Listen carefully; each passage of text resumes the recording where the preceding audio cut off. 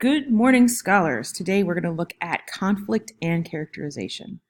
The last few days we've been talking about characterization, and we need to start branching out and connecting it with other elements of literature.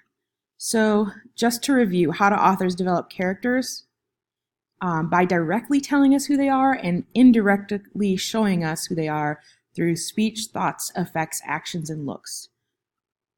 In AP, we need to go beyond that, and we're specifically looking for a character's perspective and motives. One way of viewing a text to find information about perspective and motives is to look at the conflict contained within a text.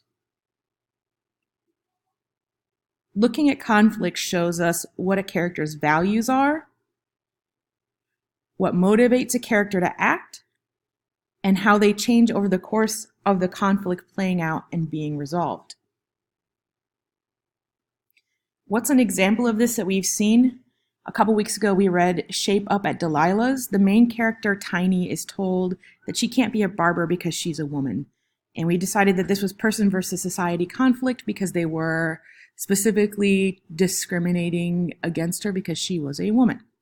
She decided to become a barber anyways because her perspective was that it didn't matter that she was a woman. She did a good job cutting hair. So she was motivated to keep at it by the run-ins she had with members of her community, the different men who came in power, religious leaders who denounced her as being evil for cutting hair, and so on and so forth. All of those different separate events that we've talked about in plot and how conflict drove the plot also told us about what kind of persistent and independent person Tiny was. So this conflict pushes her to grow, and she defies her community, thus serving a vital role during the hair drought, which is kind of the point of the story.